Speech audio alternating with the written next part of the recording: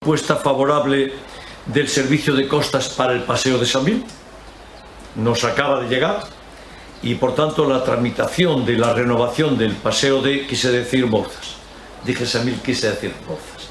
Tenemos el informe positivo favorable del Servicio Provincial de Costas para nuestra obra del Paseo de Bouzas. Y por tanto seguimos cubriendo etapas. Saben ustedes que eso tiene que dar permiso Costas para que lo hagamos.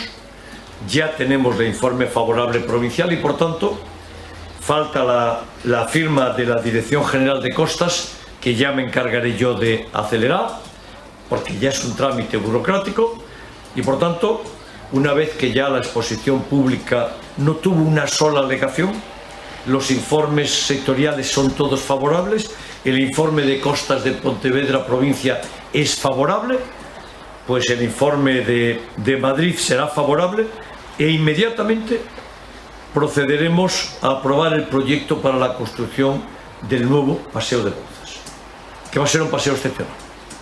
Pero se tienen que hacer las tramitaciones.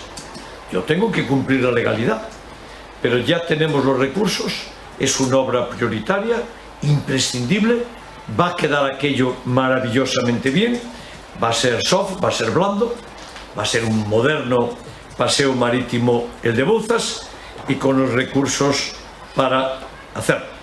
¿Qué plazos manejan para tener el proyecto o iniciar las obras? No, el proyecto ya sabemos lo que queremos hacer, ya tenemos los borradores y por tanto nosotros no podemos contratar el proyecto hasta tener la autorización.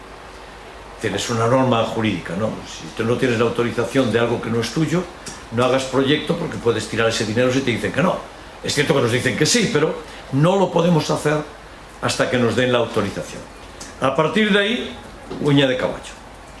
A partir de ahí, proyecto de forma inmediata, licitación de obra de forma inmediata, modificación presupuestaria de forma inmediata, todo. A partir de la autorización, iniciamos la tramitación y será el tiempo técnicamente imprescindible para contratar y hacer la obra.